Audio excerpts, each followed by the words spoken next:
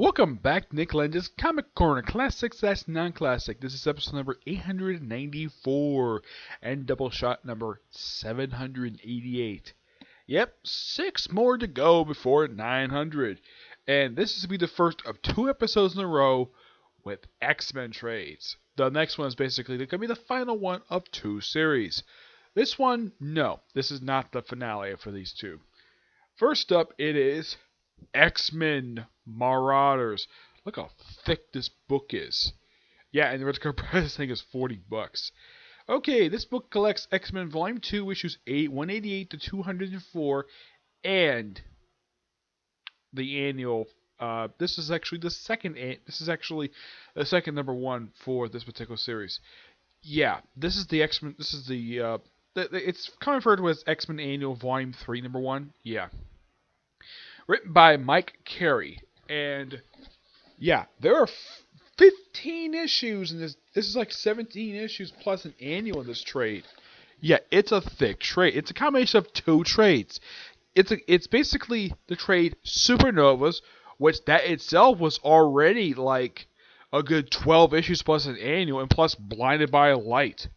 Yes. The first artist who actually drew a few issues on here, actually several issues, issues 188 to 190 and 192 and 183. That's drawn by Chris Bachalo. The writer of this is Mike Carey. He writes all the issues in here. 191 is done by Clayton Harry. The annual is done by Mark Brooks. Alberto Ramos does issues 194, 186, and 200, 203. Issue number 197, 200 is by Chris Bachalo with Alberto Ramos on issue 200. Yeah, it's kind of odd that these two styles similar, and these two work on the 200 issue of the series. And Mike Choe does issue 204. Yeah, this is a combination of about 3 different storylines. Yep. Yeah, the Rogue is tasked by Cyclops to put together a rapid response team to deal with various threats. And the first threat she goes after is the Children of the Vault, who after this particular storyline are never seen again. Good characters, get an okay amount of development, but as far as I know, these guys disappear after this. Oh, I should point out though, despite the fact, yes, 204 is the last issue what was called this, there technically was 3 more issues. Now, those of you curious, okay, there's also 205, 207. That was considered part of the ring, and those were written by Mike Carey too. That is indeed true. But here's the thing about those 3 issues. The reason why they're not here in this trade, the Prime Messiah complex. At least Marvel's not to pull that bullcrap that DC pulled for. Oh, they pulled this bullcrap for about 5 years, where when they collected crossover set, whenever they did crossover trades, they actually put in the actual crossover issues in the actual trades, so it was confused a heck of a lot of people. Yeah, at least Marvel knew not to pull that bullcrap. Marvel, as far as I can tell, they pulled it up once, and that was in the hardcover for Spider-Gwen. As far as I can tell, that's the only time I can think of they ever did that. Yep. Now, the lineup for this X-Men team is quite interesting. Now, you're thinking, okay, X-Men title. You're probably thinking, is Wolverine in this roster? Nope. Mike Carey at least knew not to make that mistake. Yeah, because Wolverine for several years, and this was a recurring joke for years up until his death in 2014, the fact that he was everywhere. I mean, he has his own solo title. He wasn't occasionally appearing. He was not exactly a member of this roster. At least Mike Carey basically made him just a recurring character, not part of the main cast. I mean, he was also in this book. He was in Uncanny X-Men, Astonishing X-Men. He was in New Avengers. He was everywhere. At least Mike Carey did not make that same mistake. Now, Rogue's team, because she's the leader, this group is comprised of a very interesting roster. We have her with her adopted mother, Mystique, Cannonball, Cable, founding member Iceman, a guy who doesn't get much love anyways, and Sabretooth. They also have Lady Mastermind on the team, the daughter of Mastermind. Jason Wungard, I think that's the pronounce the guy's last name. Yeah, the same guy who made Jean Grey nuts in the 70s. Yep. Oh yeah, and like Emma Frost, she wears a very revealing outfit. Yeah. Now here's the thing about these characters. Now, a good majority of these, I would say all but, let's say, one I can think of on this cover, Here's one thing each of these characters have in common, with the exception of Iceman. Yeah, for this roster, I don't think that Lady Mastermind was created by Chris Claremont. Yeah, these are characters who, with the exception of Lady Mastermind and Iceman, are all creations of Chris Claremont. Though Cable actually has 4 credited creators, because you have also Chris Claremont and I think it's John Byrne, though they confirm this is the same character. Rob Liefeld is commonly credited. Him and Louise Simonson are commonly credited as the creators of Cable, but Chris Claremont is also credited as creating Cable. So yeah, most of these characters are Chris Claremont creations. Now, like I said before, now here's the thing. 3 of these characters did not make a debut in an X-Men comic book. Mystique made her debut in the pages of Miss Marvel, Sabretooth in the Pendulum issue of Iron Fist Volume 1, and as for Rogue, Avengers Annual number 10. That's where all these 3 characters showed up. Of course, Cannonball made his debut back in Marvel Graphic Novel number 6. Cable made his debut in New Mutants number 86, which is cover. Yeah. So, aside from the Children of the Vault, now, despite the fact this trade is called Marauders, do they face the Marauders in these 14 issues? They don't face them until the Blinded by the Light storyline, which kind of features a brief return by Children of the Vault. Yeah. And this team also gets their own base operations. A giant, basically an oil tanker, which can fly, called the Conquistador, which they took this thing from the Children of the Vault. Yeah, they beat the crap out of them, and they took their ship. Good consolation prize. And, of course, Cyclops, Emma Frost, and Wolverine did make occasional appearances in the book. At least Mike Carey knew not to make that mistake. Yeah, it'd be kind of confusing if Wolverine would be constantly appearing in this book. As a matter of fact, if anybody reads this trade, you're probably thinking, okay, Wolverine shows up, but he's not in costume. That's because he's not on the roster. Because at this point in time, I believe he was just on... he was on Kenny X at this point, and he was also on... Actually, no, he was not on Kenny X at this point. It was just Astonishing X-Men, New Avengers, and his own solo title. He was in 3 books at this point. Yeah. And they also had during the storyline where Rogue gets a disease called Strain 88, which these issues don't resolve that plot thread. That plot thread is not wrapped up until Messiah Complex. Yeah, that's when that plot thread is wrapped up. How she gets a cure is quite bizarre. Yeah, Mystique gets her hands on the baby Hope Summers and presses her forehead against Rogue, and she's cured. Okay. Whatever. Yeah. Also, Mike Carey writes in here where Mystique and Iceman hook up.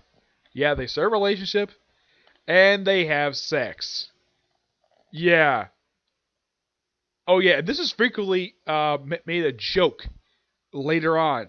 Where, because Iceman was a hot dog for years. Like, basically, the guy was with many different women.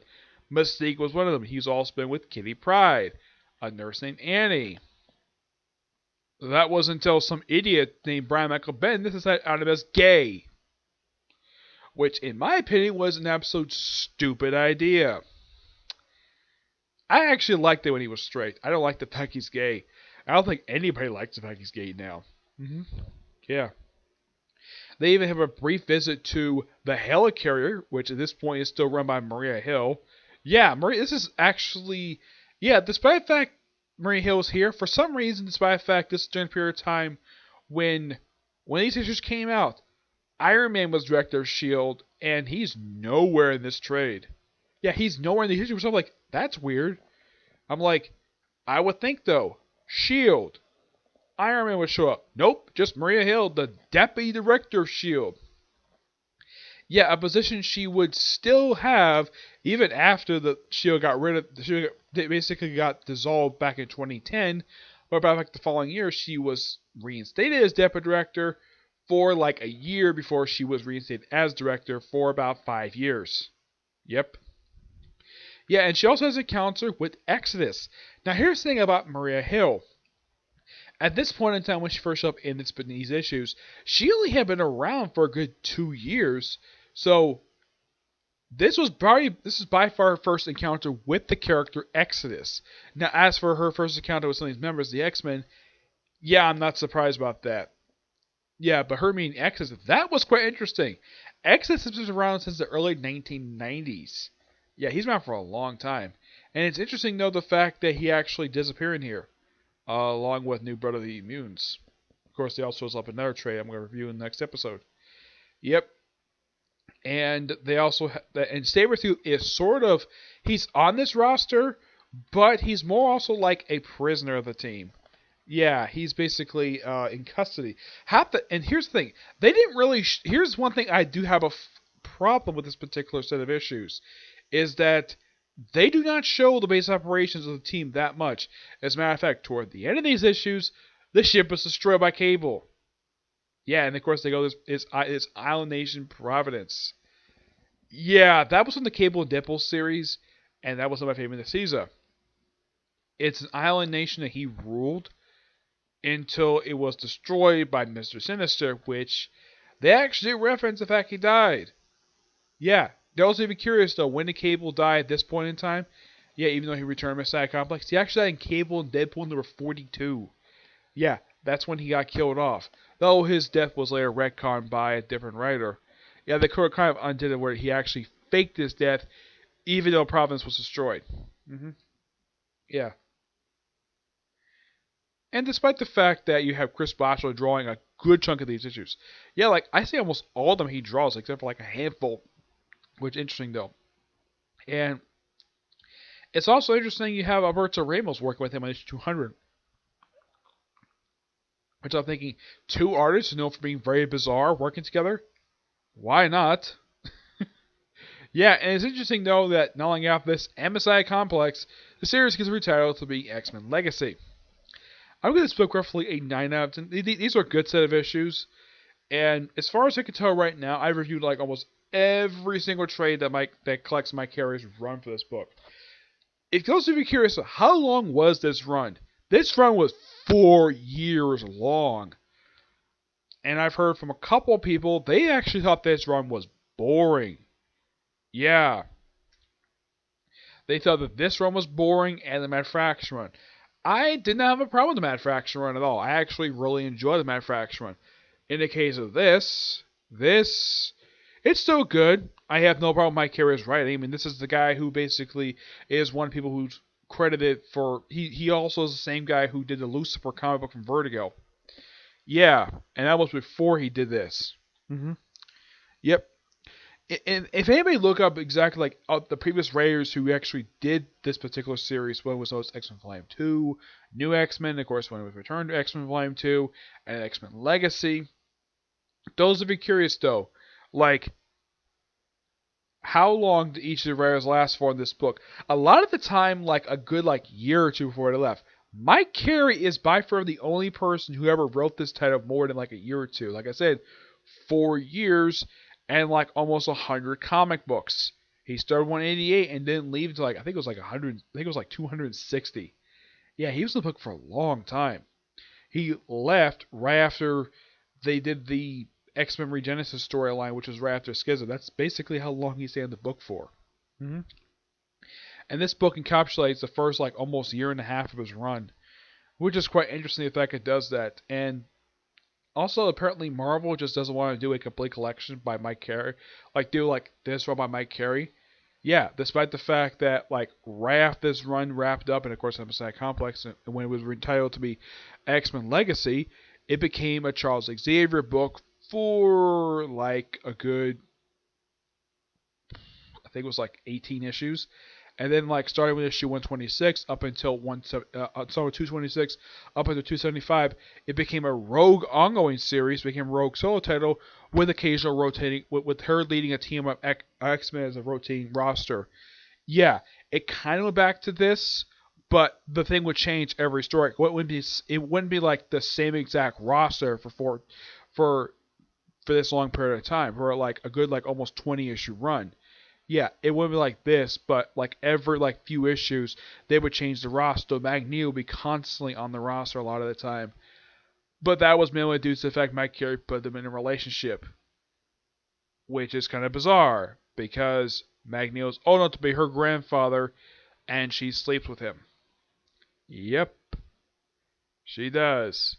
I have no idea what Mike Carey did this for, but that's kind of my final thoughts on this run, even though I haven't reviewed the 2 issues that tie into Utopia. But I pretty much reviewed the entirety of Mike Carey's run. It's a good run, mind you. A lot of good stories, interesting ones, and not much else to say about this book. Yep. So yeah, next up it is X-Men: The End, Book 1, Dreamers and Demons. This collects the original 6-issue miniseries.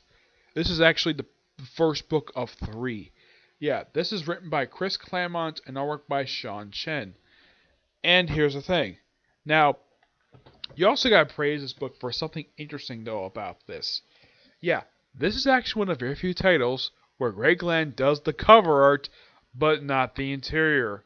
Oh, God, no, he doesn't do the interior. Thank you, God, for that, because Sean Chen is one damn good artist. I know, because I met this guy. This was roughly like about a few years ago. I think it was about 4 years ago I met him. It was at the same Comic-Con I met another artist who actually worked on a trade for Mighty Avengers, which I had both of them sign. Yeah. Now, the only series I can think of besides this where Greg Land just does the covers, actually there's a couple of them I can think of. He did this for Kenny X-Men, though he also did interiors for a lot of the issues, but not every single issue like some people can claim to be. Currently, he does the covers for Domino, but doesn't do the interior. Oh, thank God for that. Now, in the case of this particular story, set in an alternate future, and there are these creatures known as the War Scrolls who are trying to kill off the X-Men because of some prophecy. Oh yeah, and here's the thing also. Jean Grey is alive at this point. Somehow she's brought back to life. Somehow. And she and Scott are divorced. And Scott is married to Emma Frost of all people. And these two have got like a good 6 kids. I'm like, seriously? 6 kids? Wow, Scott must have been really busy with Emma.